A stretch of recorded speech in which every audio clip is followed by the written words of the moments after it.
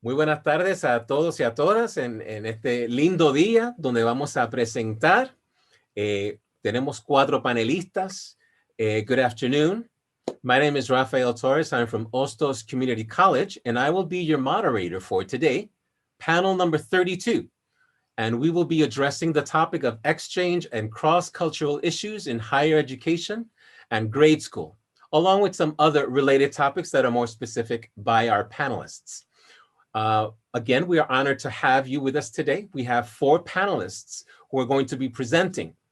And if we will allow just a little bit of time in case anyone wants to come in or join our panels today, I think it would be ideal. That way it's more than just us.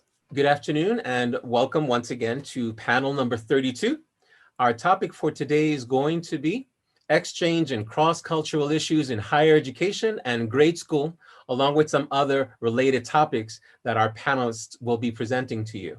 We will go in the order of the program. So we will begin with Stephanie M. Breen. Ms. Breen is a second-year doctoral student in the Student Affairs Concentration Program at the University of Maryland, College Park. She is a first-generation Dominican-American college student. Breen completed her undergraduate degree at Suffolk University, Boston. She continued her post-secondary education by pursuing a master's in sociology and education at Teachers College at Columbia University. During her time at Columbia, she worked as program manager of college success at iMentor in New York City and a youth advocate in Harlem Children's Zone. Currently, she is proud McNair Fellow at the University of Maryland and Research Graduate Assistant under Dr. Kimberly Griffin. Breen's current work centers the experiences of Dominicans and other racially minoritized college student populations, mentoring relationships of women of color in the academy, and equity-based practices for institutional change. Doctoral student Breen will be presenting on the topic titled The Road to High Literacy, Legacy of Dominican Americans in Higher Education. The presentation will be in English, and we will welcome your questions at the end of the presentation. And now, let us please welcome doctoral student Stephanie Breen. Thank you so much for that warm welcome. I'm glad to be here, glad to see some folks checking in. I'm going to share my screen in order to begin the presentation. Thank you. Thank you. I'm going to turn my camera off also for connectivity purposes, and I will begin. So today, again, my name is Stephanie Breen. I am a doctoral student at the University of Maryland in the College of Ed. I will be presenting on the road to high literacy, the legacy of Dominican Americans in higher education. So the purpose of my project is to explore the experiences of Dominican American women, students, and scholars in higher education institutions, specifically in New York City from 1960s to 1990s. This project is significant for many reasons and very personal to me. From what I have studied, there is various gaps in literature on the history of Dominicans in American higher education. In the context of historical and sociological readings, there's just a gap in what we know about Dominican ancestry, their experiences, and their college access patterns. Secondly, the research on Dominicans often tends to get grouped up with Latinx and Caribbean communities, and that is great. However, this massive grouping and this monolithic kind of action that we take with seeking out Dominican information tends to negate the experiences and erases the experiences of Dominicans in higher education. So this project provided me with the opportunity to raise the visibility and center the experience of Dominicans, especially in the higher education context. So this study is interdisciplinary. I use sociological and historical methods to conduct the study. For this presentation, I'll be focusing on the historical analysis part of my presentation, which was derived from primary and secondary sources. So pulling from various libraries, from the TC Library at Columbia to the University of Maryland Library and the Dominican Studies Institute and Archives, I was able to pull primary sources that were related to oral histories, student letters, dissertations, ethnographic studies from the era. There is a scarcity of this information. Again, like I said, there's gaps in what we know, especially from the primary source lens. So we are heavily focusing on using secondary sources to paint this picture. So I used empirical data, national studies of the time, enrollment reports, and contemporary literature to help you provide a better snapshot of what life would look like for emerging scholars and Dominicans in the academy at this time. so the road to high literacy. And I want to provide some historical context to what life was like in the 1960s to 1990s in American society for Dominicans. So at this time, before 1960s, at 1945, only 10,000 Dominicans lived in the United States. And after the end of the dictatorship in Dominican Republic in the early 1960s, there had become massive waves of migration coming to the States in order for people who want to escape political persecution, but also having hopes of social, economic, and educational mobility. That was a huge motivation for coming to the States. By 1990, 91% of Dominicans had only resided in 4 states. And of course, the state that had the most Dominicans is New York. People found home and comfort in living in Queens, the Lower East Side, and Washington Heights because they wanted to be around closely and densely populated areas that spoke Spanish. So they would really reside with other Dominicans who came in generations before them or Puerto Ricans. By the 1980s and 1990s, New York Dominicans were finding their footing and making their culture heard and seen. They had literary magazines, music magazines, cultural centers, and parades, and most importantly, the establishment of the Dominican Studies Institute at CUNY. Despite all this great efforts, Dominicans did face many economic hardships that were related to housing issues. Scholars at the time believed that these issues came from the high cost of living in New York, low levels of education of the immigrants that arrived, high rates of single-parent households, language barriers, and racial discrimination. In 1990, the household income was $10,000 for Dominicans in comparison to the national average of $30,000. 1 in every 2 Dominican had been living at or above poverty level, and then 1 in every 5 Dominicans were homeless at the time. These economic hardships were not because of these individuals not being able to find the proper jobs, but it was the barriers and structures that existed that impeded on their abilities to do so and be successful in this space. And so I think before we talk a little bit more about higher education and their presence there, I think we should dial back and really focus in on the K-12 education expectations and experiences of this population. Because as we know, the literature, contemporary literature tells us that early education experiences are key for understanding how students will or will not matriculate into a post-secondary institution. So from the 1960s to 1990s, first generation and second generation parents firmly believed that education was a vehicle for social mobility. And their children experienced a lot of pressure to perform, which would make sense because their parents had, made so many sacrifices for them to come here and to ensure they have a better life. Children would often act as cultural brokers. And when I mean cultural brokers, I'm defining this as being able to have access to contextual information that would be important and key to the survival and success in a country. For example, learning English in a formal education would provide students with a sense of how to achieve in this setting, but also bring back that information and teach their parents how to speak English or advocate for the parents at social agencies and healthcare priorities. In addition to that, there's also the use of encyclopedias. Children would be trained to read encyclopedias in order to identify symbolic and cultural images that were related to American culture and be able to decipher that information and decode that information for their parents. In addition, there had been this challenge of cultural and gendered expectations of educational attainment that happened in the United States. For example, for young girls in the Dominican Republic at the time, there was not an expectation to receive a formal education. Whatever education they did receive was going to be primarily about how to be a good housewife or how to take care of children. And so when they came to the States, mothers specifically, first generation mothers, immigrants specifically, really wanted their daughters to have access to a formal education so that they can have their own independence and financial duties themselves. In addition, while experiencing the K-12 aspects of what formal education looks like in the United States, there's tons of barriers to completing formal education. So for example, Dominican youth experience racism, linguistic barriers, cultural dissonance, overcrowding of space, inadequate curriculum, high teacher turnout, and poor school funding. And a lot of the students actually were attending private schools because their parents didn't want them to go to public schools because public schools were seen as unfit. But even in private schools, students were still experiencing so many structural barriers and the lack of support as they were transitioning, as maybe coming in with little education from the Dominican Republic or with no English at all, trying to navigate a system that did not support them in their learning. for young women specifically, they had a lot of issues completing their formal education or even high school because they had to work full-time jobs to support household finances. They lacked the sufficient funds to continue their education, especially if they had a private school tuition, or they got married at an early age and had children and was not able to correctly kind of figure out what the proper childcare arrangements were to finish schooling. So given all of those things and those barriers, only half of Dominicans at the age of 25 or older had a high school diploma by 1990. So there was a huge drop off in who was being able to have access to adequate and proper formal education. And those who were able to cycle into college campuses, it was a marginal amount. I mean, in 1980, only 3.8% of Dominicans had completed college. And in 1990, Dominican college degree holders increased to 6.1%.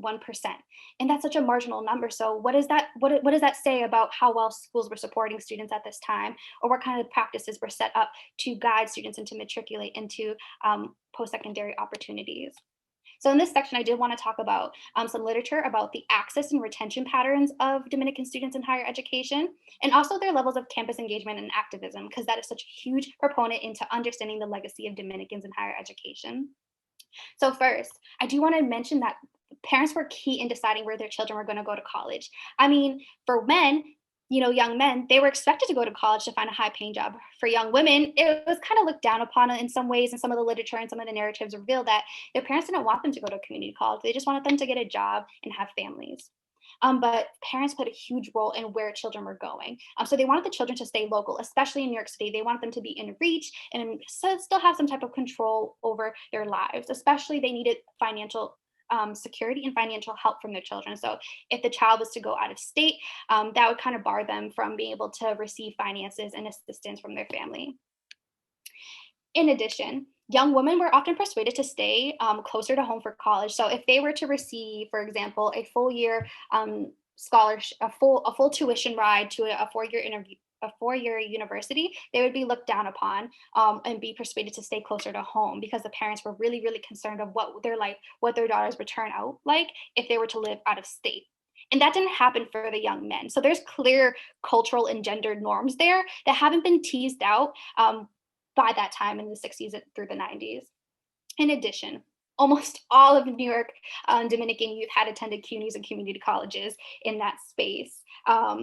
A small percentage did attend colleges outside of New York City, and only a marginal amount graduated. So CUNY colleges actually better assisted students in their persistence and matriculation out of the programs than out of state colleges for this population, which is a great thing to find out.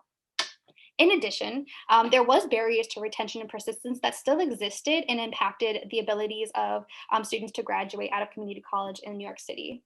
So for example, Dominican women actually face various obstacles into completing a community college degree, so an associate's degree. They had many financial obligations, concerns of debt, housing issues, battling child care responsibilities that would obstruct them from really focusing.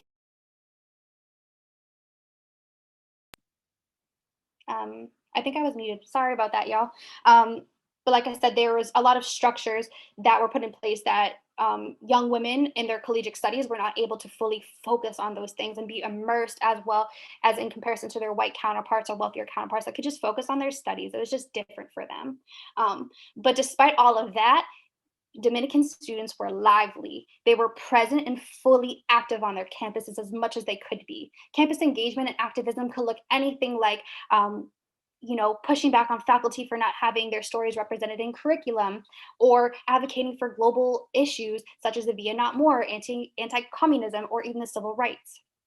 But to dial back a little bit and focus again on Dominican women and those students, Dominican women found higher education as a liberating and radical practice. Higher education would offer these women an opportunity to have some independence, find well-paying jobs, and not rely on a man's support. And this would in turn complicate the cultural and gendered norms and expectations of a woman's place. A lot of programs at CUNY focused on supporting students like these Dominican students, especially the SEEK program that was created in 1965 out of desegregation. The SEEK program focused on pre-baccalaureate and college access programming geared towards students from poor and working class backgrounds. The program would offer remedial courses for students who are low achieving. They would also offer many opportunities for students to build community with one another. That SEEK program definitely pushed persistence and retention for this community. And again, like I said at the beginning, activism and engagement was a thing for these students from the 1960s, 1970s. I mean, they were involved in all facets of activism on their campus. For example, their courses, Latinos specifically asked faculty to include Latino studies into their courses and also Dominican studies into their courses. And if their courses, once that was finished, Dominican women would start leading student organizations, two organizations that are still in existence. Dominican Students Association still exists today, and they're still pushing through. And that started from the legacy of the Dominican students, women, and their male counterparts.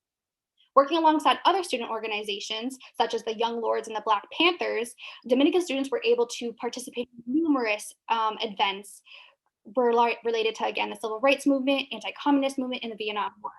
In particular, Dominican students had so much activism and passion for things that were going on in CUNY that they became deeply involved in political issues that were affecting CUNY. So for example, we're going to be focusing on Hostos Community College and the financial crisis that impacted their school in the 1970s. So in 1970s, CUNY colleges across New York City had all been experiencing financial crises that forced the hand of administrators and stakeholders to defund and merge their campuses. This defunding and closure of campuses would not only hurt the institution's reputation at the time, but severely impact students and faculty who are part of the CUNY programs. So at the time, Hostos Community College was the only bilingual institute on the Eastern United States. And with the potential closeness of Hostos, bilingual students would be losing out on valuable resources to help them navigate their education. And so in response to that, we have two wonderful documents here. They're the same document, one in English and one in Spanish, that was written by Jose Martinez. Jose Martinez was the leader of Dominican Students Association at Hostos Community College from 1976. So written in both English and Spanish, Martinez had sent this open letter to the whole community as a call for action to save their campus. As a representative of the DSA, the Dominican Students Association, he pledged that the organization would help with any event and support any and all demonstrations or protests against the CUNY administration that had been forcing this closure on their institution. With the help of stakeholders and other minoritized groups like the Young Lords and Black Panthers, they were able to work together and save their campus, of course, with other stakeholders assisting. But again, this legacy of resistance trickles over for decades. And the same similar sentiment of resistance also shifted into how Dominican scholars were emerging in academia in the late 1980s and 1990s. So here I have an image of Dr. Gray's book on high literacy and ethnic identity. This book is a must read for everybody. This book was the first of its kind to do an auto-ethnographic study of Dominican scholars in the time. So this was the early 2000s. And mind you, by 2000, there was only 30 Dominican scholars in higher education, and 25 of them had their stories and narratives in this book. So much of what I'm going to say right now comes out of Dr. Gray's wonderful, wonderful stories. So embedded in Dominican scholars' journeys in higher education and their graduate training and early career is resistance and dissonance. So resistance looks like a lot of different things. So many of the scholars featured in the study had chosen to use their educational platforms to research things that mattered to them in the development of ethnic minorities inside and outside of education. So some of the scholars in the book did a lot of research on the condition of Dominicans in the United States and poverty, critiquing American society and culture, and also researching their own cultural history and application to their fields. In spirit of resistance, they often advocated on national platforms in regards to issues on education, social services, healthcare, economics, and politics. But resistance also came with dissonance with their own families. See, like I said before, Dominican women were not expected to go to college in this time. It was just a high school degree that they needed and that their parents wanted from them. So as Dominican women continued to climb the higher education ladder, they faced a lot of pushback from their families because they were expected to be mothers and wives. So many of the women featured in the study said that they battled these gender roles of wanting to do so much for the community, reach this high level of high literacy, being well educated, and be in a position to advocate for major problems that impacted their families and future generations of Dominicans. On the contrary, for men, they also received actually a lot of pushback in comparison to their female counterparts, maybe even more. They were perceived as weak for going to the professoriate. They often felt pressures to perform for their families and provide financially, and by attending a graduate school or joining this career in the professoriate was not considered a manly's job or a true man's work. Families were expected their sons to take on jobs as doctors, lawyers, and engineers. So receiving a doctorate in education or a doctorate in philosophy or a doctorate in social work or whatever the field may be just wasn't suitable for the family. So they had to constantly tease those things out.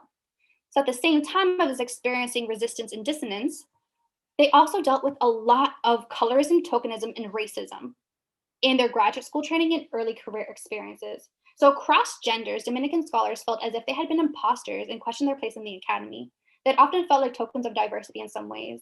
In graduate school, Dominican scholars experienced microaggressions, macroaggressions from faculty members who judged their intelligence based on their linguistic fluency and the complexion of their skin. Again, colorism was very real for these scholars. The darker complexion scholars had said that and mentioned that they experienced that more than the lighter, more white passing scholars in the study. So that's something to very hone in on, because that's still something that's very present in our current day. Hi, Ms. Breen, I just wanted to interject for a sec. 5 minutes left, okay? Thank you. Thank you. Doing fine.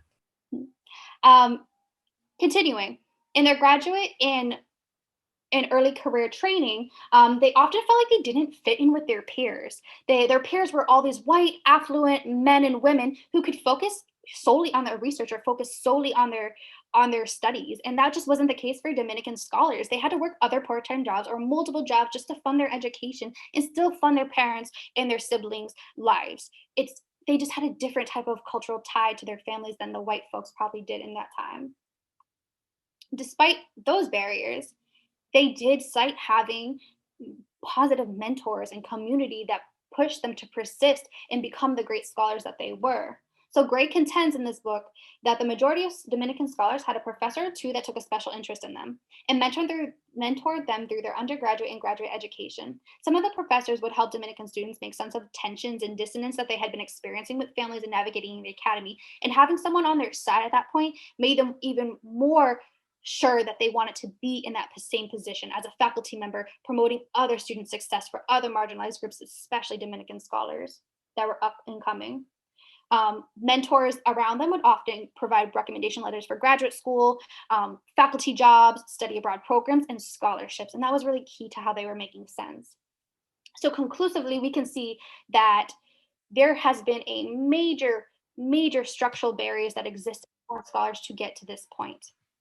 And so with that being said, I do want to wrap up the presentation, talk a little bit about the implications and limitations of the study.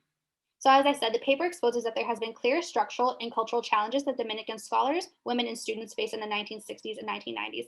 Some of these things we still see persistent, but I would love for research or future trends in research to examine the impact of gender roles and norms on college access and success for women. And also there needs to be more of an active commitment to archival work to preserve the histories and experiences of Dominican students from K through 20. I think that it could be a really great project for folks from different disciplines or different backgrounds to get together and really work on oral history projects or exhibits for us to keep our history together and center our work, because we need to know what the generations before us did and in order to pave better ways for the generations to come after us. And lastly, I did want to talk about the limitations and challenges within a few moments that I have left.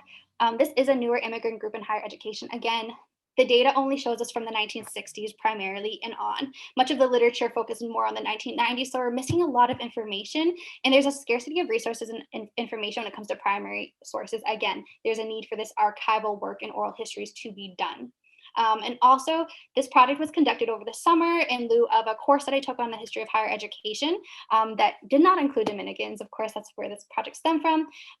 But COVID-19 was going on and still going on. So there's an issue of access getting to the CUNY Dominican Studies Library and archives that I just didn't have to complete this project. So once the archives open, I really hope to continue this project and see if there's more information that I can gather and build out a better and fuller snapshot of what life was like for Dominican scholars at this time.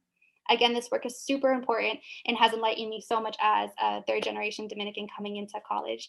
So I want to thank you all for listening and your time. And hopefully I have time for some questions and answers or feedback if anyone has any.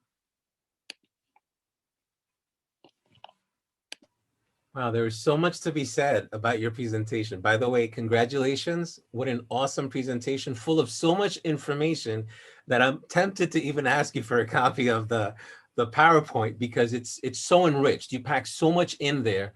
And taking into account also the rate of speed of your speech, you spoke quite fast. So if you were someone else, you would probably still be speaking. But my compliments to you, and that you continue this research. It's very much needed with all the information. And I want to open up a session for questions. Anybody have any questions? Please feel free to ask. I didn't see anything in the chat necessarily directed to the presentation, but please. Yeah. Sophia, Hi, that was a really cool presentation. So thank you, Stephanie. And it's really exciting to hear that kind of history, because the research that I've been doing is focused in the Dominican Republic itself, right? So not Dominicans in the US. But I'm interested to hear like how much, because when I have searched for research on the Dominican student experience, I haven't found too much in terms of at the primary level. So I look at the primary level. I know you spoke about, K to 12 a bit.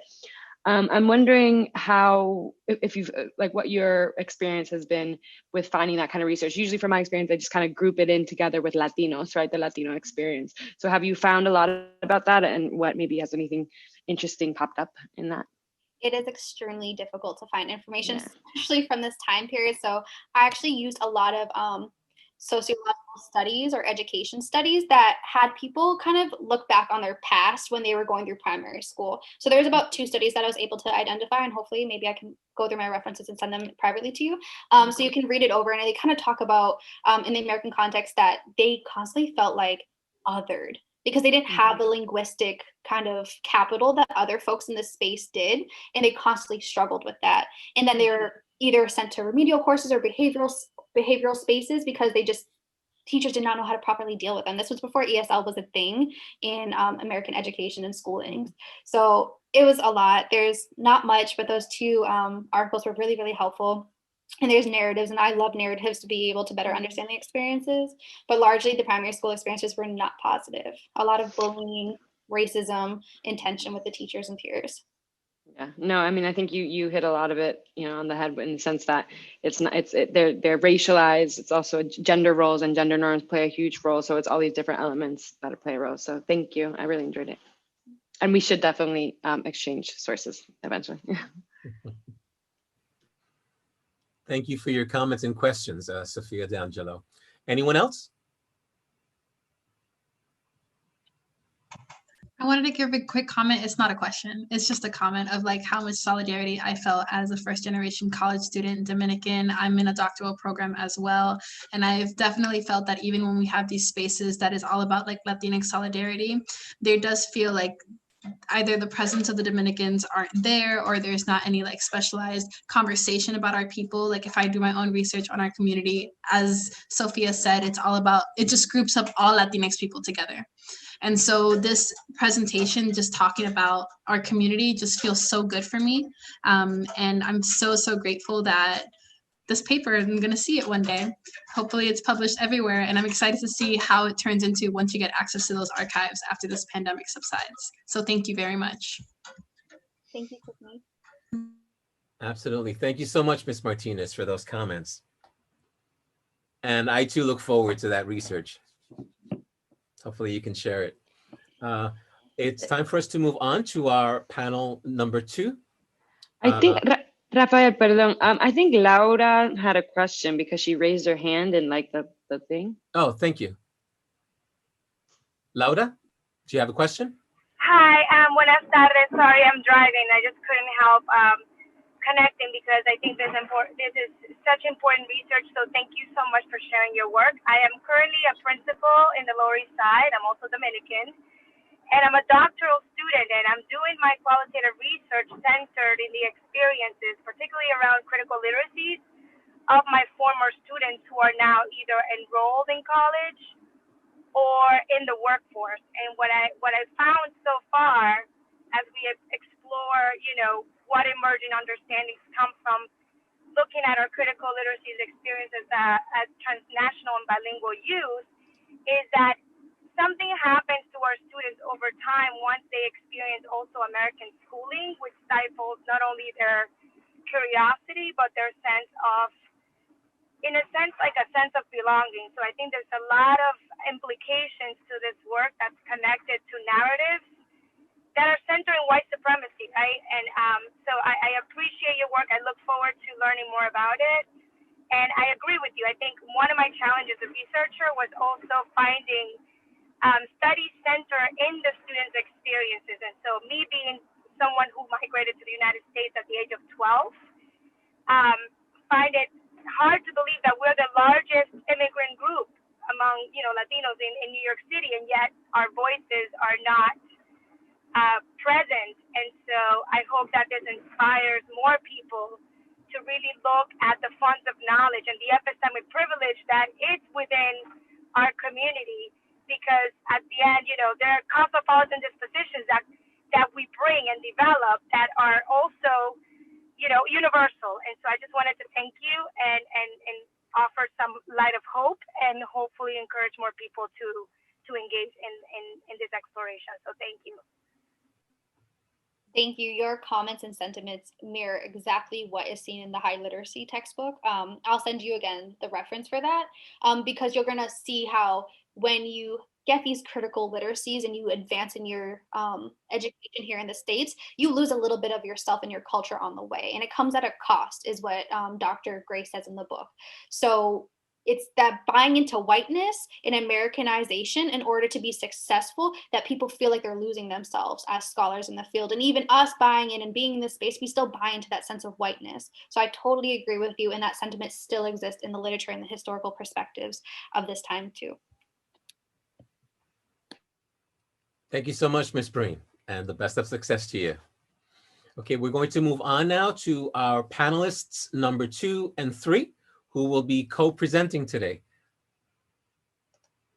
I'm delighted to present to you panelist number 2, Professor Rocio Bigini Franco, a person who has a special place in my heart. As you know, since 2013, we've been participating, or I've been participating, with the study abroad and exchange program between Hostos and La Universidad Autónoma de Santo Domingo.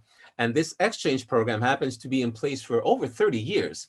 And so much can be said about it, but that will be for a future event. But for now, Professor Bigini Franco is the Director of Academic Exchanges at La Universidad Autónoma de Santo Domingo, and she is a retired faculty member and former director of its School of Modern Languages.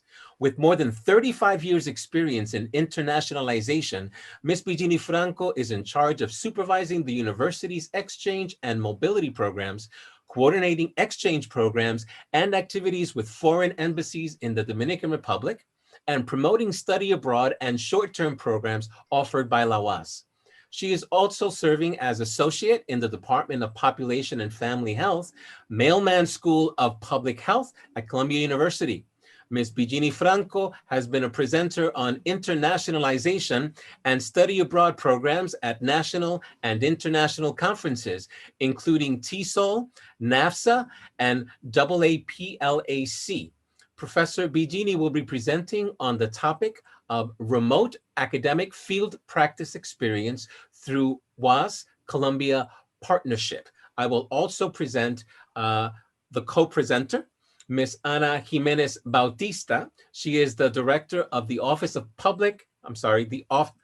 the Office of Field Practice in the Mailman School of Public Health, Columbia University. Formerly, she was the director of programs of IFAAP, QUCM, or QUMC.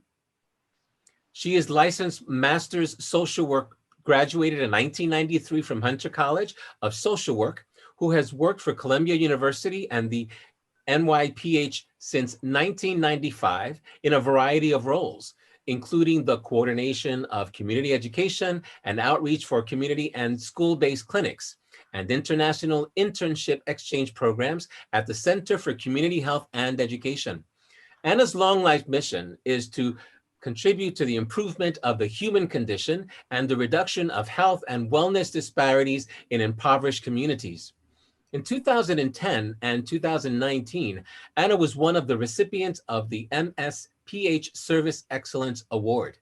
Anna has worked for over 25 years in the Washington Heights and Inwood communities and other communities in New York City. Substantive areas of work include community organization, coalition building, adult and parent leadership, domestic violence, family planning and school health, informal education, supervision and mentoring students and professionals in the social services and health fields. Ms. Jiménez will be presenting on the topic of fostering and adapting Dominican Republic and United States academic exchanges in the face of COVID-19. This presentation will be presented in English, and we will welcome your questions at the end of the presentation. Now with us, Professor Rocío Bigini and Ms. Jiménez. Well, thank you. Thank you, Rafael, for such a beautiful presentation. I have people here that I am very, very dear to. Not only you, but Juan Soto and Dolly Martinez, who I've known for so many years. It's so wonderful to have you here. Hello, everyone, and welcome to our presentation. My name is Rocio Billini Franco, and I am a faculty member and director of academic exchange programs of the Dirección General de Cooperación y Relaciones Nacionales e Internacionales of the Universidad Autónoma de Santo Domingo, Primada de América, the first university of the Americas. I had to say that because I heard Daisy Coco de Filippis mentioning it also during the plenary. Our presentation is titled Fostering and Adapting DR-US Academic Exchanges in the Face of COVID-19, Remote Academic Field Practice Experience through UASD-Columbia Partnership. I have the honor and pleasure of presenting today with my colleague from Colombia, Ana Jiménez Bautista, who will begin the presentation.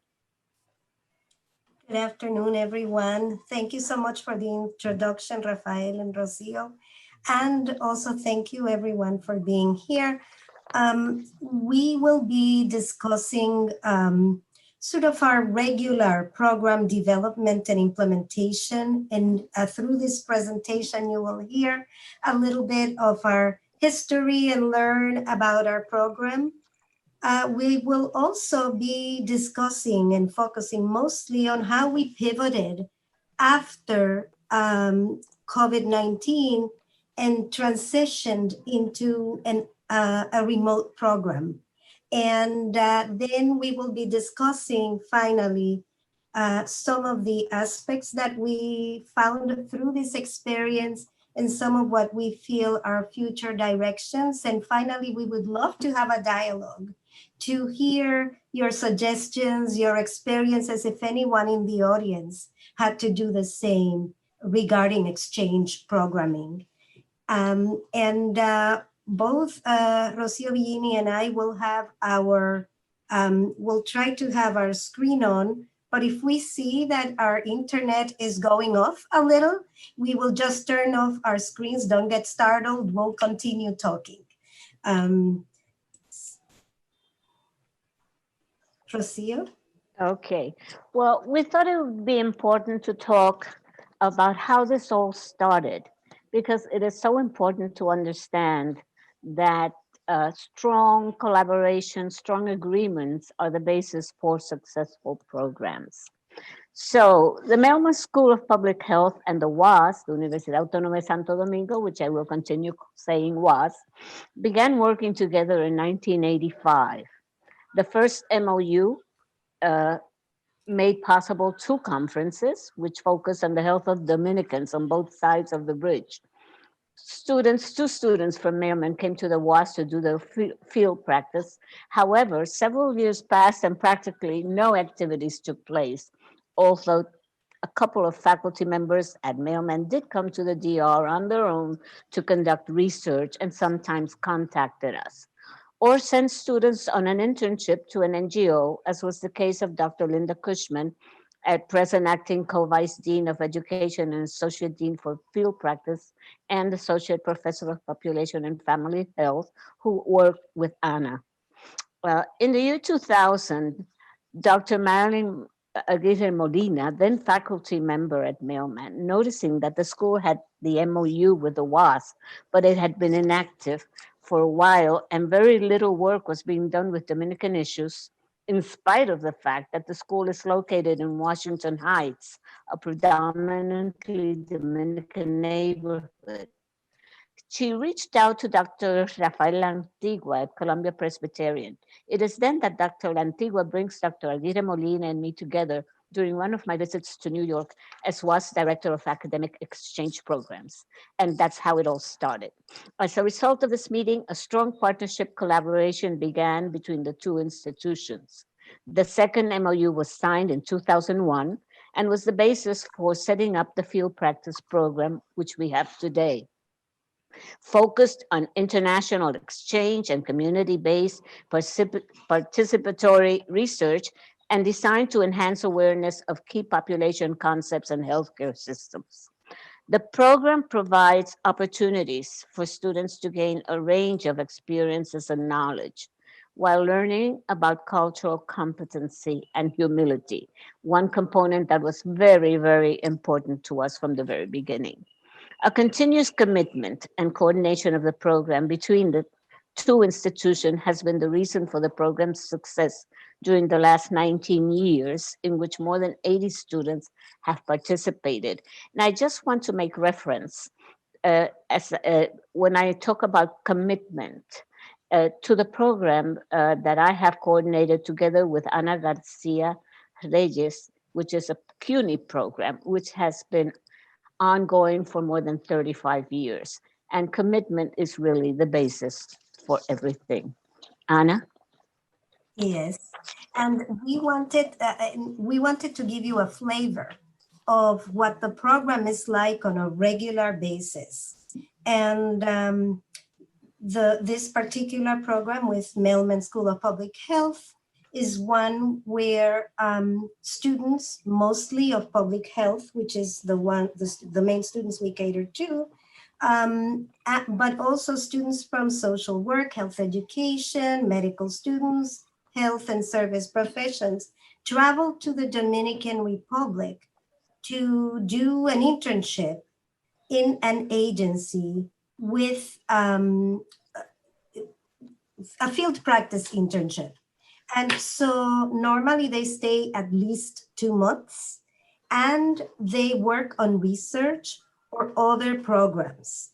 At the agency is that specifies the deliverable.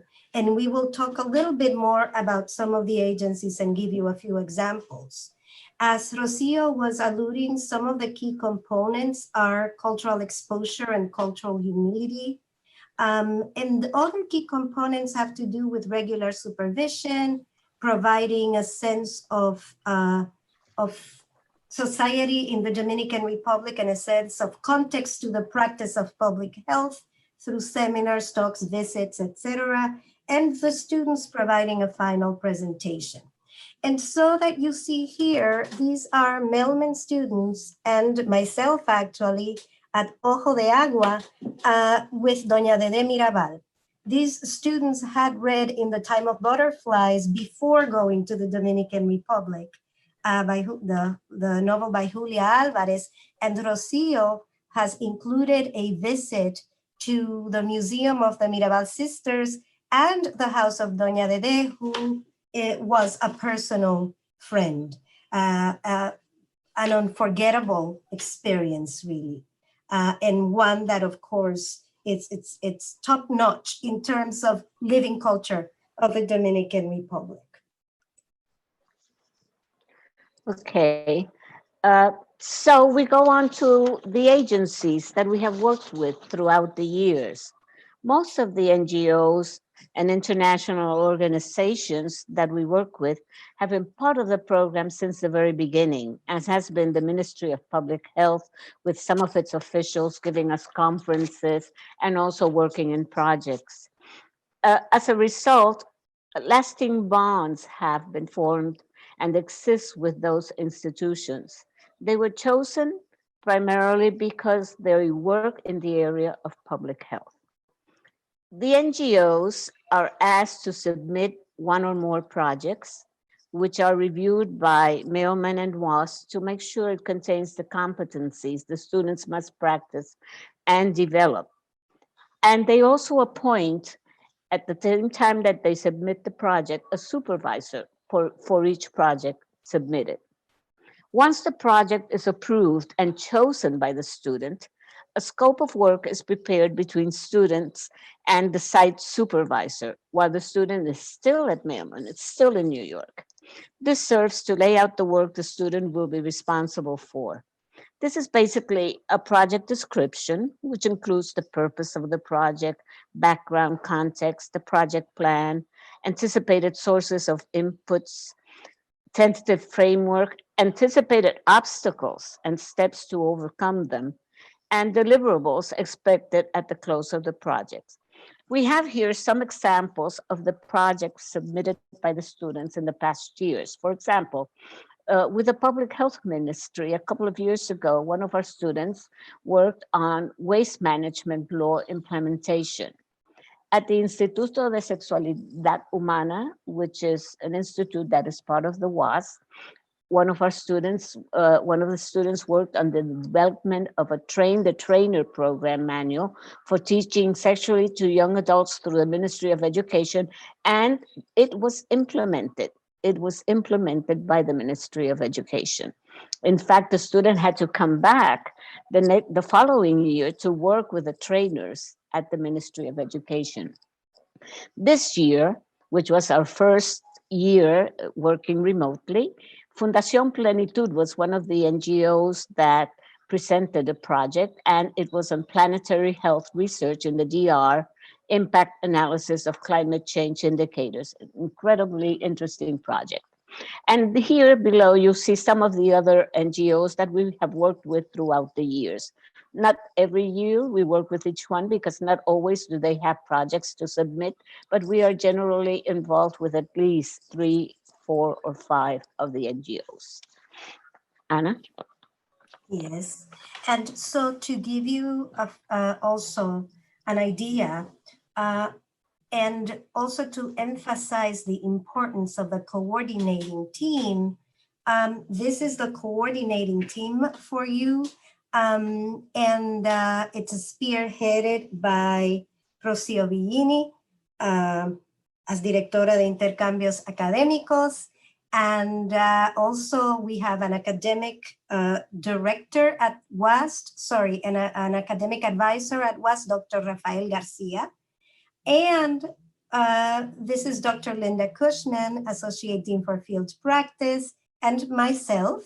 And we are, I am part of Rocio's fan club, and as Marilyn Aguirre Molina stopped working, she passed the baton at Mailman to Dr. Cushman and I, and it has been one of the joys of my life to do this work. But really, the commitment and the strength is so important.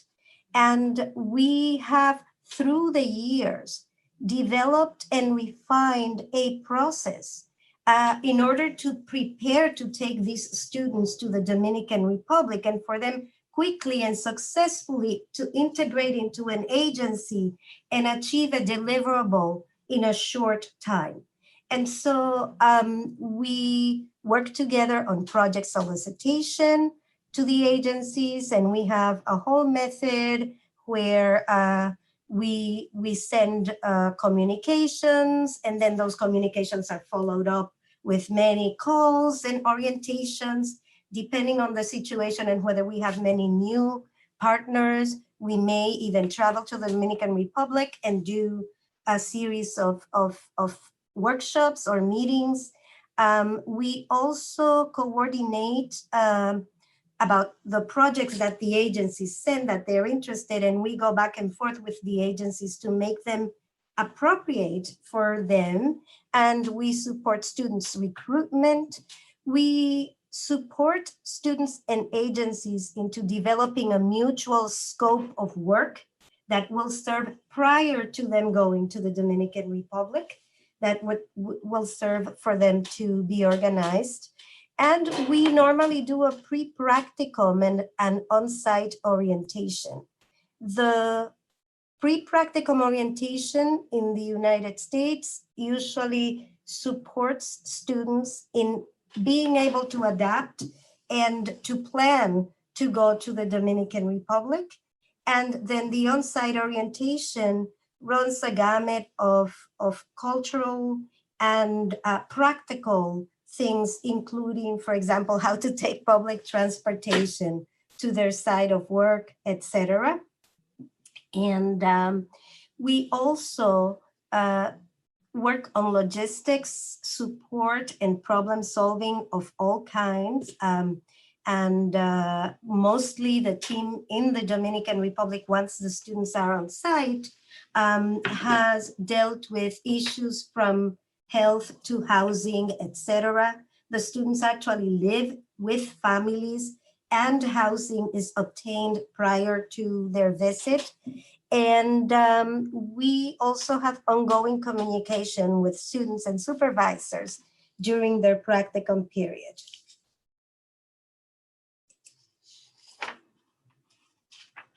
Rocio?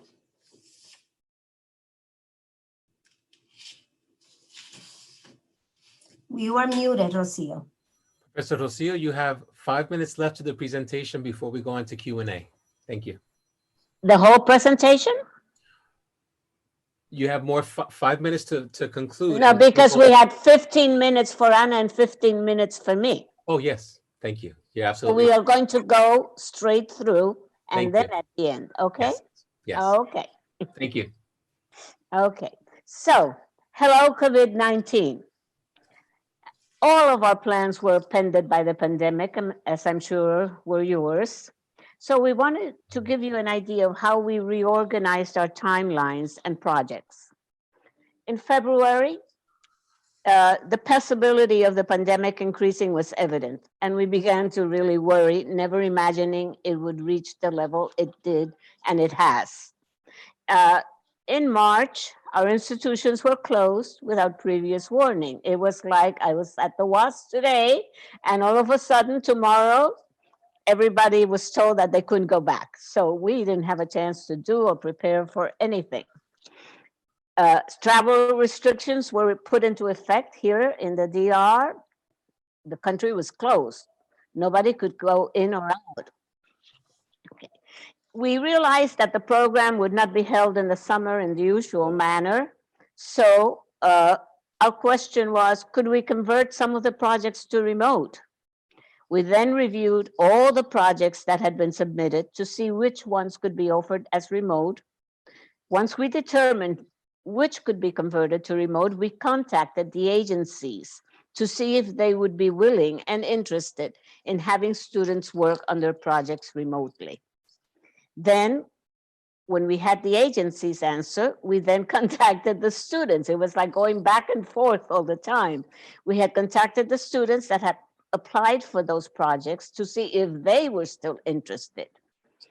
When we then proceeded to work with the different components of the program, once we had agencies and students paired off, we sat down and saw what we studied the program to see what we could do to supply certain components remotely and how we could adapt them.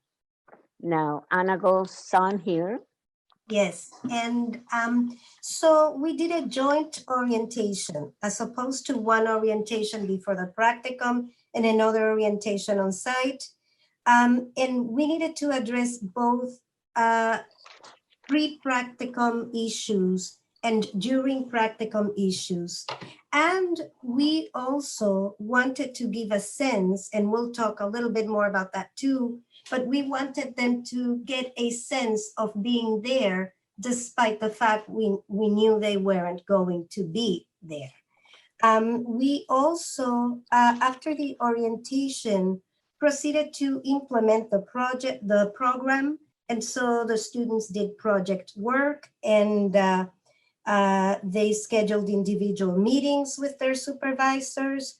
We started to work with the students much more closely than we would have worked when they were in person, because normally in person, they would be presential at their agency and they would develop a relationship with their supervisors and colleagues directly. and they would organize their schedules on their own. We intervened a little bit more, especially in the beginning. So students were working independently, but in close contact several times a week. We also really wanted to incorporate as much as we could virtually. So we incorporated cultural immersion activities that again, we will discuss a little bit later,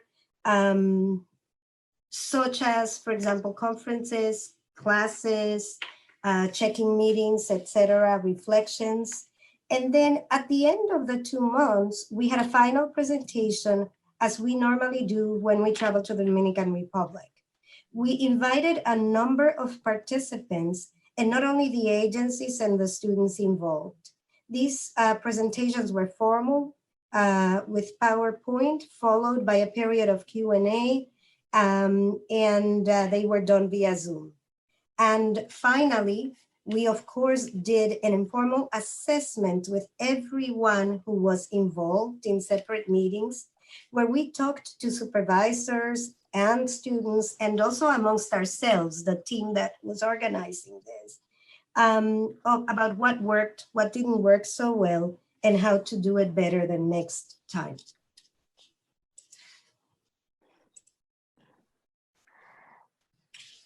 An ongoing coordination took place throughout the program with the mailman and the WASD coordinators in constant communication with the supervisors and the students. Much more time, we spent much more time on this than in the regular program. It was new to all of us.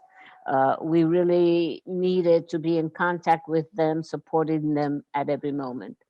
We needed to stay focused and remember that this situation was a very special one. Among the support we offered to the supervisors were awareness of time management. It's not the same when you have the student in your office and you're seeing him every day and you're working with him. And now they weren't there, they weren't at the workplace. It was very easy to lose control of time. We also advised them on the use of online resources and technical facilities that were available to them. For example, we had among the resources that were needed, we gave them a lot of support for the cultural competence humility component. Such as the conferences. We held 2 conferences.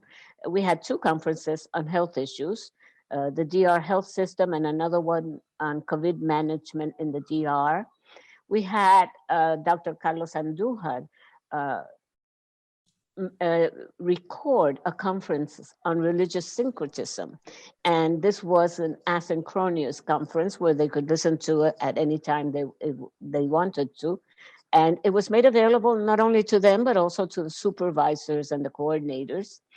And we also made available to them live concerts by Dominican artists that were coming on, and videos on the DR. I spent, I don't know how many hours looking for videos on Dominican Republic history and culture, or conferences that were given by some of our academics on the situation of the Dominican Republic during the COVID, and we made those available to them. We also had a very entertaining scavenger hunt that was organized by Anna, and the support of Spanish classes from Colombia, virtually, of course, to one of the students whose Spanish was not as fluent as the others.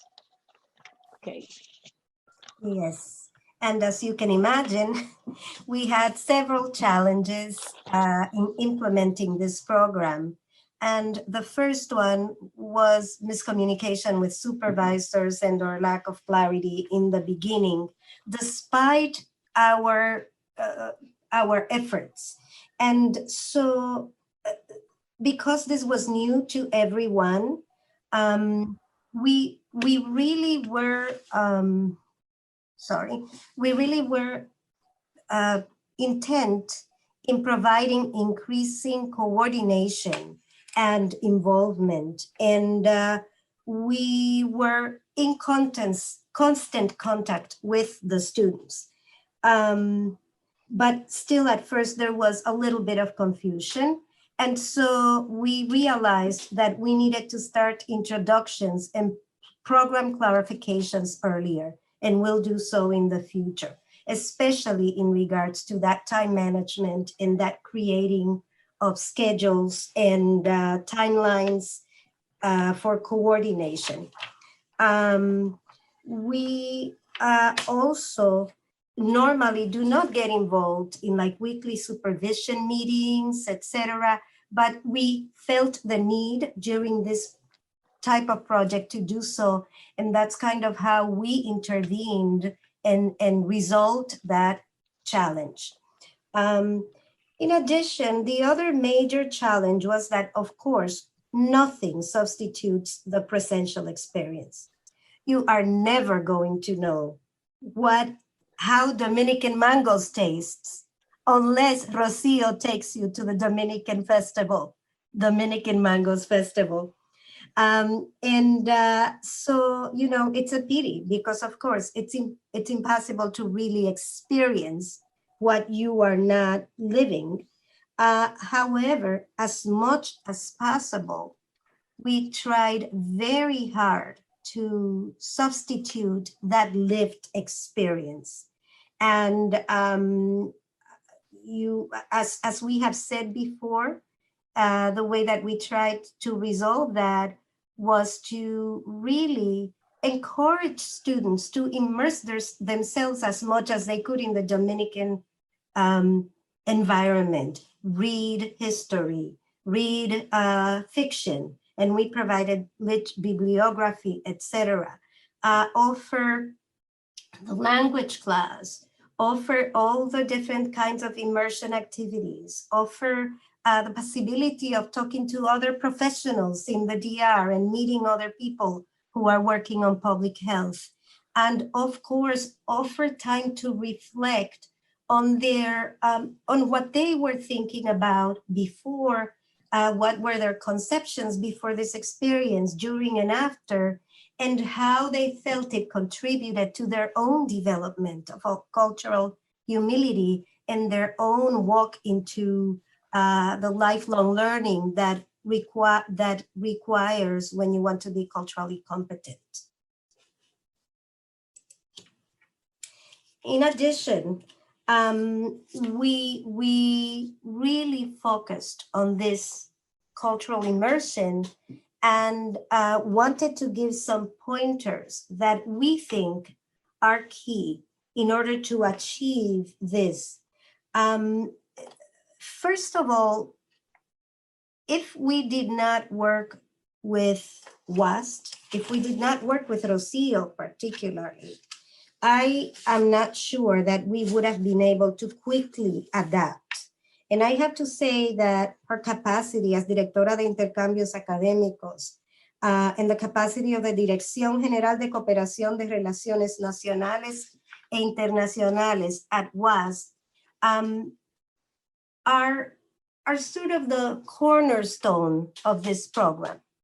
And that the fact that there are existing very solid relationships that in cultural references and contexts, the fact that in general, throughout the years, but this was pivotal in this moment now too, Rocio has direct contact with artists, contemporary artists, live artists that can provide information, academics that are part of the academic and social life in the Dominican Republic.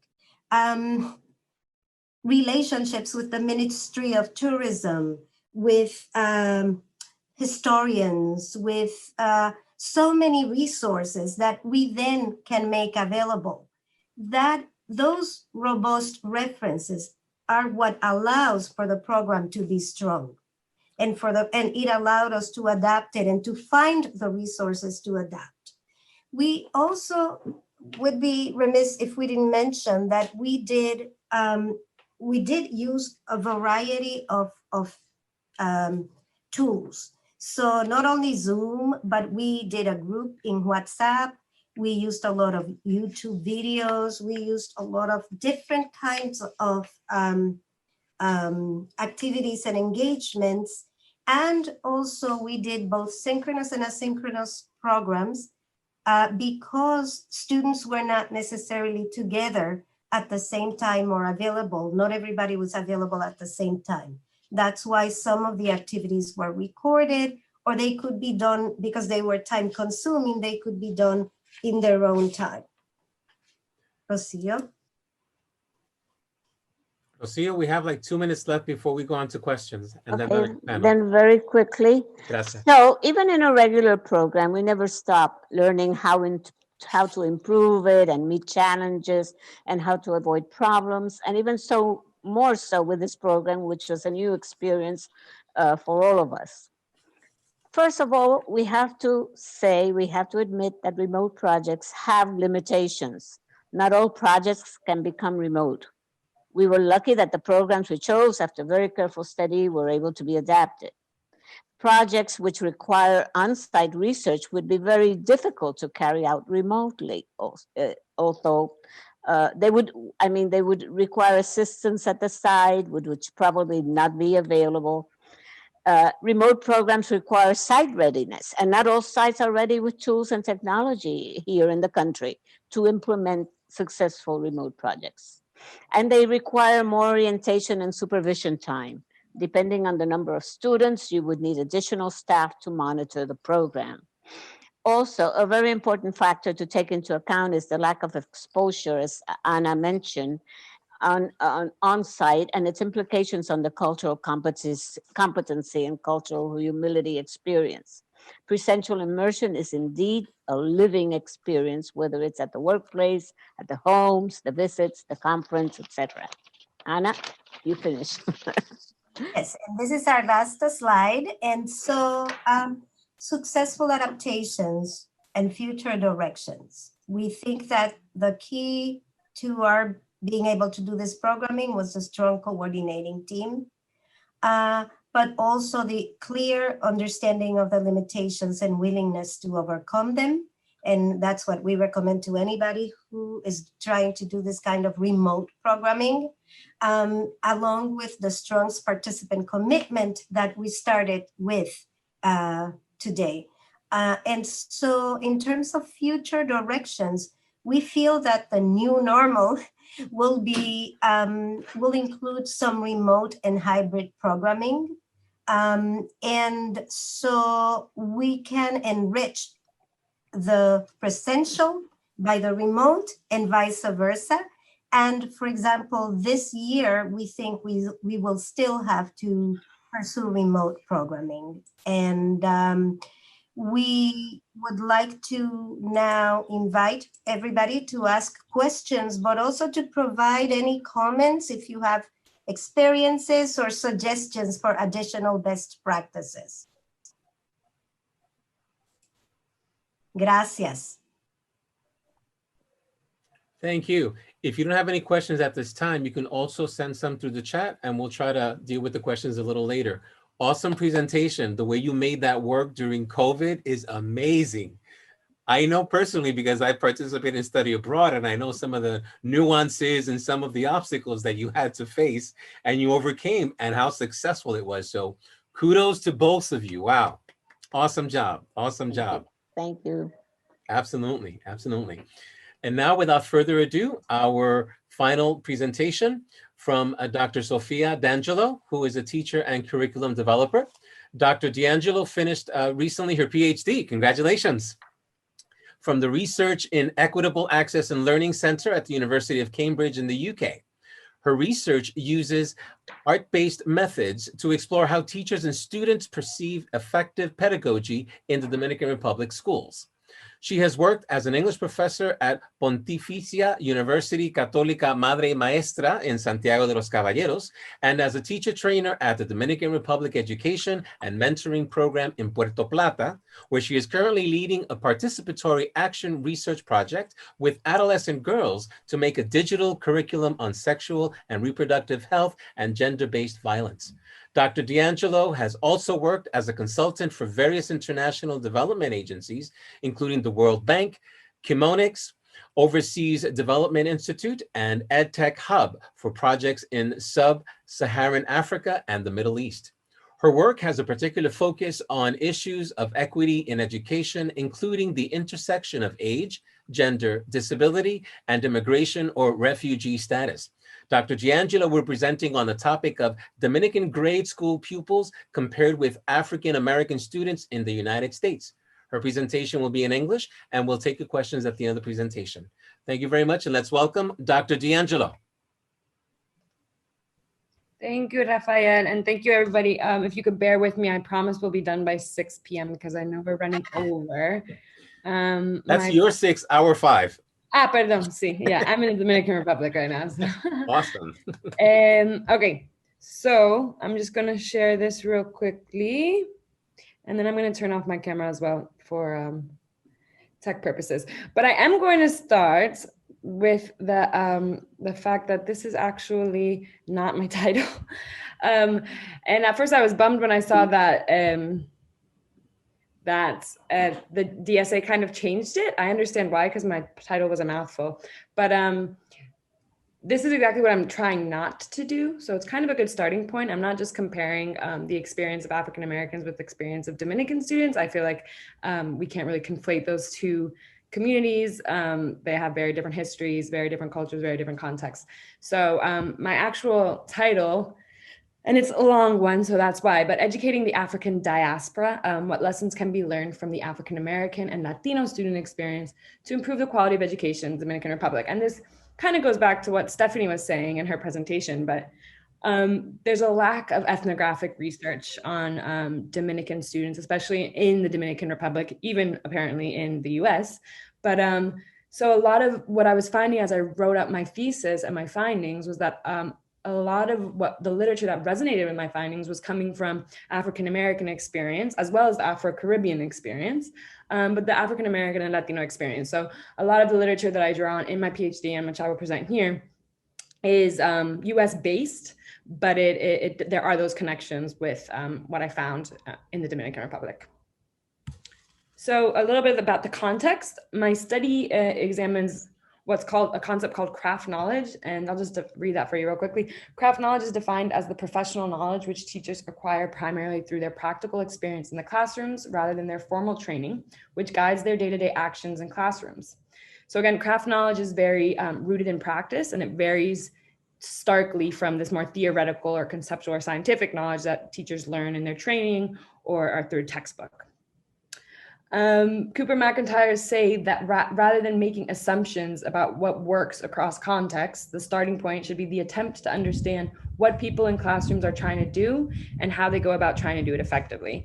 And I hold this to be very important, especially as a US, someone born and raised in the US, conducting research in a foreign country. A lot of times what you see is we go into these countries and say, okay, this is how we should be doing it because this is how we do it where I'm from. But more and more literature is coming out saying there's no magic bullets. There's no one size fits all to improving teaching and learning. We really have to kind of understand this culture and context, and excuse the woodpeckers outside. But so because the study was focused on finding what works or kind of identifying best practices, it's a building on strengths approach rather than a, the deficit approach. I used a purposive sampling strategy, which means I kind of spoke to a lot of people and say, hey, what schools are, doing things well? And it had to be through word of mouth because we don't have, the Dominican education system here doesn't really have a data system with that kind of information. But so through this word of mouth, I found 2 good schools, what are considered good schools by their communities, which is important. And they were both on the North Coast here in the island. So once I went to those schools, I spoke to the principal, and the principal identified 2 good teachers at the 5th and 6th grade level. And I chose 5th and 6th grade because this is the last years of primary going into secondary here in the Dominican Republic. So this is a big transition stage. And a lot of the literature and the statistics show that there's a big dropout going on from primary to secondary. Excuse me. So I spoke to these teachers, I got informed consent from them, and then I worked with their students as well. All 5th and 6th grade students that handed in informed consent. It was 170 students ages 9 to 15. And I do just want to call attention to that this is 5th and 6th grade, and you get students as old as 15 years old in 5th and 6th grade. So that's just kind of showing you, how repetition is happening. Students are being held back. A lot of students are not learning the basic skills that they need to, which is a common thing. I'm not meaning, this doesn't just happen in the Dominican Republic, but it is to kind of show you the realities of the context in which I worked. The 2 locations were in Puerto Plata province and Maria Trinidad Sanchez province. So this first school was in Maria Trinidad Sanchez. I was there for 3 months. I used the pseudonym Taino School, and for Puerto Plata, it was also another 3 months, and I call it Larimar School.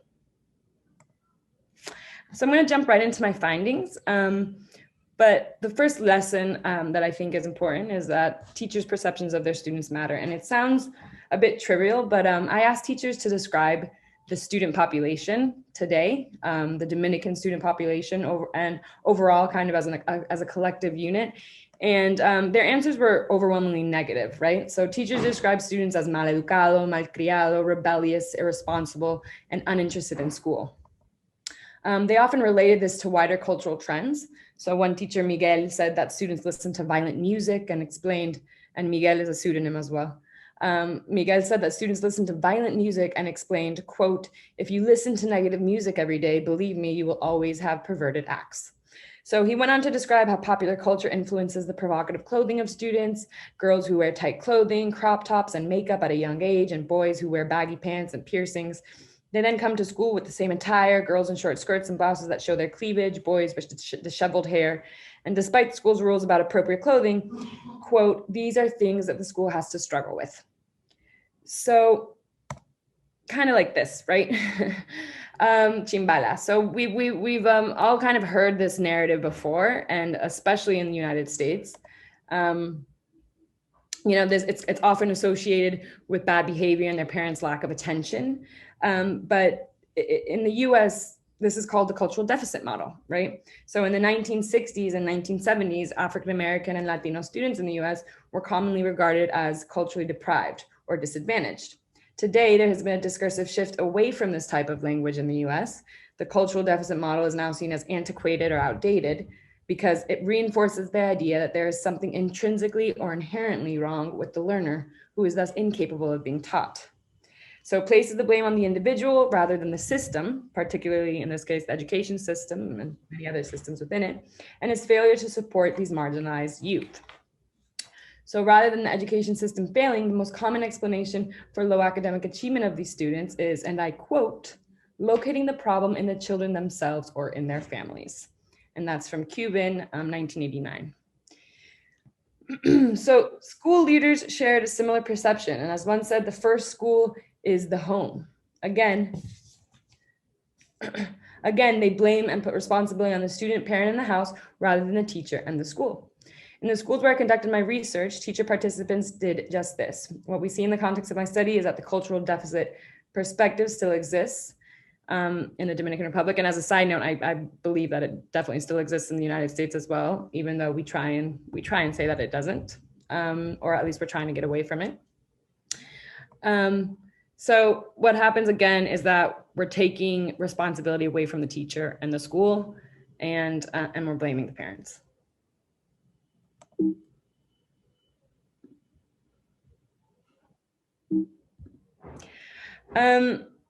So that was the collective level, right? Seeing all Dominican youth and telling them to describe Dominican youth. But when I broke that down a bit, I saw also in my findings that there were these kind of meso level collective groups that also teachers viewed in a certain way, either based on age, gender, ethnicity, race. And I don't really have time to go over it in too much detail. I would love to talk about gender, especially because Stephanie brought this up in her conversation about gender norms and how, this is kind of a global issue with girls being seen as mothers and wives. So parents don't value their education. They send the sons to school over the girls. But interestingly, in the Dominican Republic currently, boys are underperforming and have less access to school compared to girls.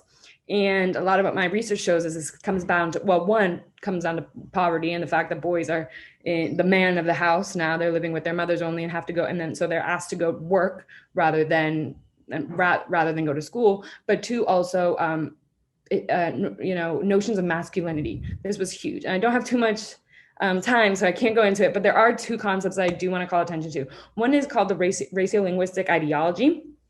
Jonathan Rosa, who I think is actually here at this conference, talks about this in the context of African and Afro-Latino youth, but what we were seeing that was happening with Haitian students as well.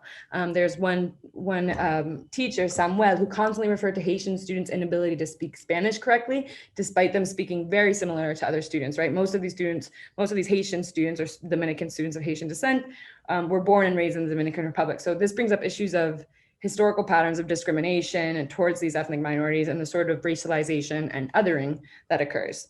As Rosa reminds us, racio-linguistic ideology is not just about the perception of an individual, but rather how this perception reflects or is rooted in a more structural or systemic racism. And I would go one step further and say, instead of racio-linguistic ideology, it could be either ethno-linguistic ideology as well in this context.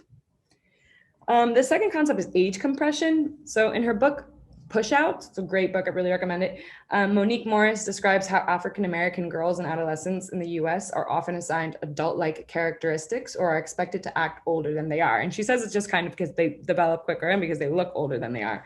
But it was really interesting to see a similar pattern happen in my study where the same teacher, Samuel, had an age-compressed perception of his students. And he consistently described all of them, right? All 5th and 6th graders from 9 to 15, but especially the overage students, the students who were older than the grade that they should have been.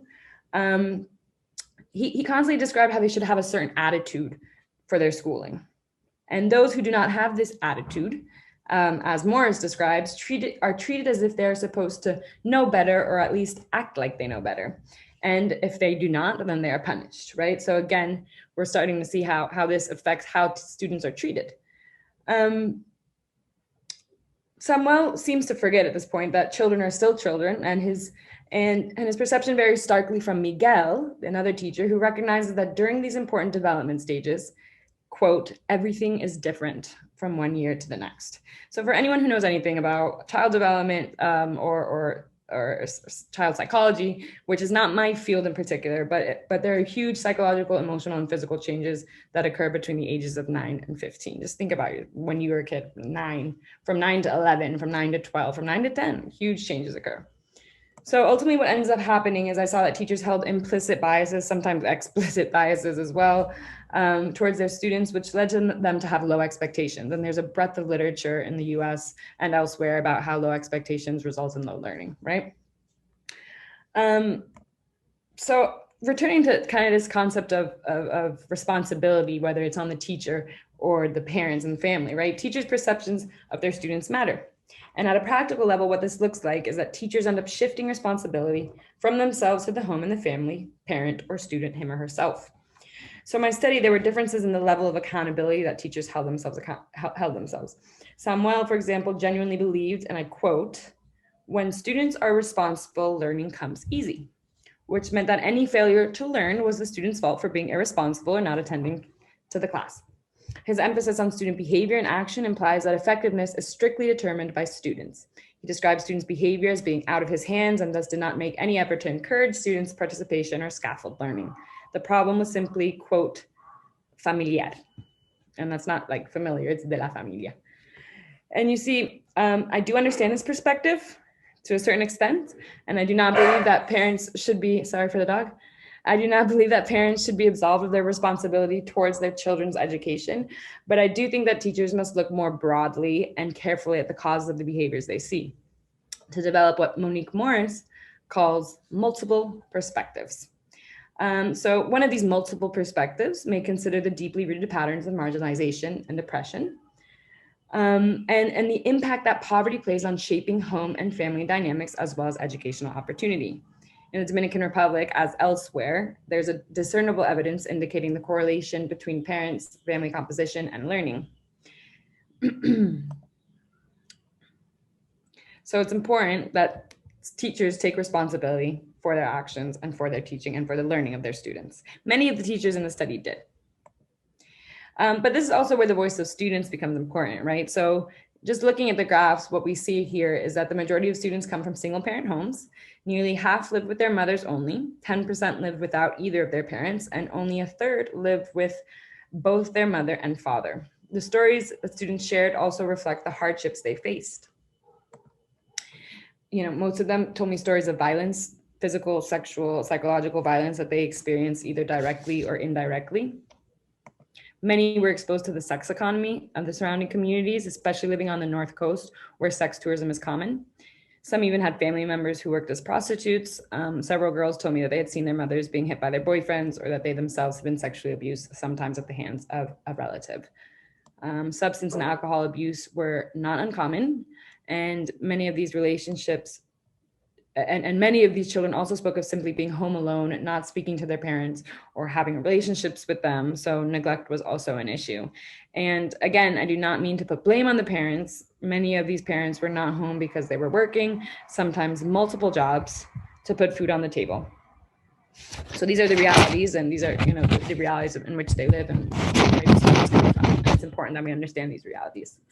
So the point is, some of these students have what we call adverse childhood experiences. Some had even been traumatized and told me stories of how they woke up with nightmares in the middle of the night.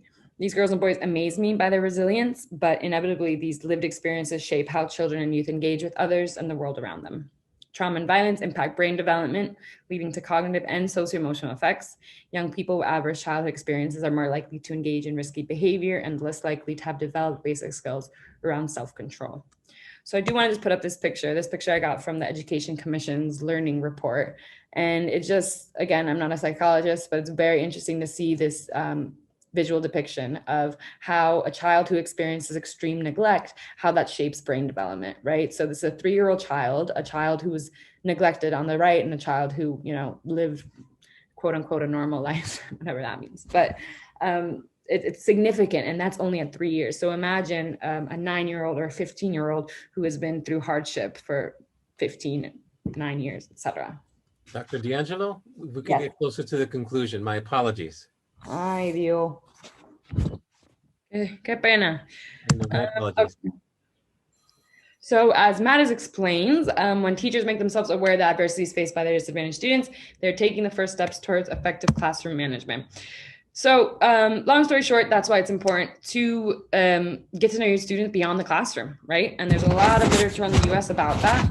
But I think most importantly is this, and how once you start to, lesson number 3 addresses what happens when teachers effectively adapt to students' social emotional needs, and effective classroom management looks different for different students, right? So normally, and for those of us who work in education, we know that positive disciplining is the big, you know, be all end all. We always talk about how we should use positive reinforcement in the classroom and constructive language.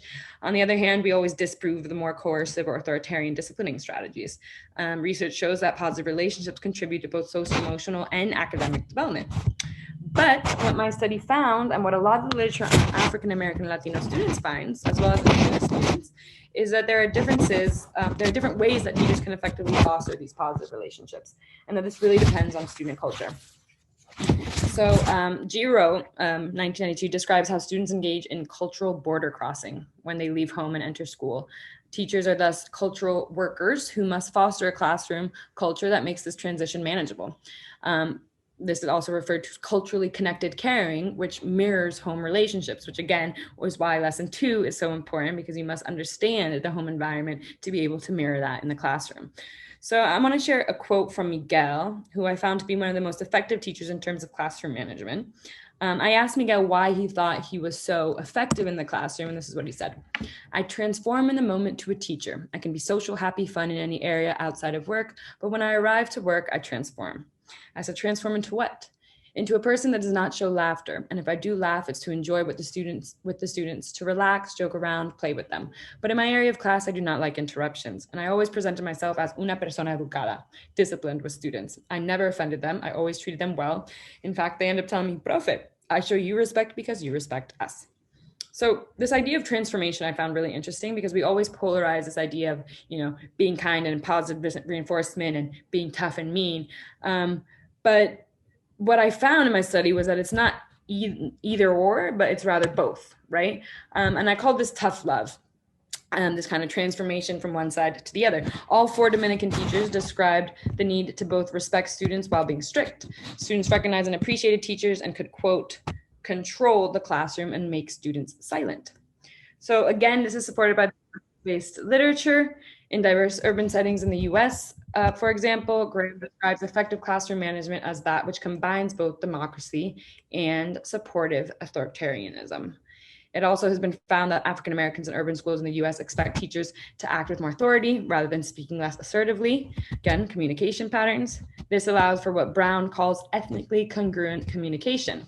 It is supported by literature that describes effective teachers of Black and Latino students as strong yet compassionate disciplinarians, what they call warm demanders. And I found this really interesting because I was using this term tough love in the field the whole time, and there's a term called warm demanders, a concept that resonates with my notion of tough love. So students want to feel cared for, and Gay reminds us that being tough is a way of showing cultural responsive caring for some students.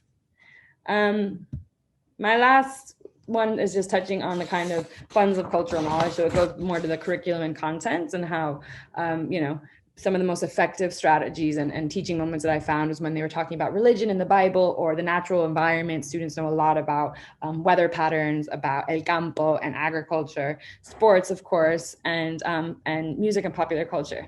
So it's interesting because the exact thing that we kind of criticized at the beginning, or that was criticized in the cultural deficit model, is if we look at it differently, we can really leverage that to improve teaching and learning. And this is what we call culturally responsive teaching. We hear it a lot in the US. So to wrap it up, there are a couple books I put up here for anyone interested. These have been very influential. I think they're really interesting too, because the first one by Lisa Delpit's from 2005 or something like that. And then Christopher Emden's book for white folks who teach in the hood and the rest of y'all too. Love that one, but that's actually like 2016. So very different time periods, but still really focus on understanding students' culture, students' experiences, and how we can have a positive perception of it and leverage their funds of knowledge and their communication patterns, et cetera, to improve teaching and learning. So in conclusion, and thank you for waiting, but in conclusion, I just finished with 3 points of why I think all of this is important and why I think it's really fascinating to be able to draw these connections between the US and Dominican research. Since the 1960s and 1970s, when the cultural deficit model has been highly critiqued and problematized, and we now know it's not the learner's fault, but rather the system's failure to support these learners. And I think that we still need to get to that sort of paradigm shift in the Dominican Republic and the way that teachers and school leaders and even policymakers see Dominican youth today. I also think that the system needs to prioritize supporting teachers and training them in trauma-informed and culturally relevant pedagogy and practice, as well as child development in general. We saw today that trauma and adverse childhood experiences influence brain development, and teachers should be informed of these more psychological and neurological effects, which end up resulting in certain behaviors. And finally, as a whole, I think we need more educational ethnographic research conducted in the DR to really understand the perceptions and experiences of teachers and students. If we want to improve teaching and learning, then we must try and understand the perspectives of those most intimately involved in teaching and learning processes. Thank you. Excellent. Thank you.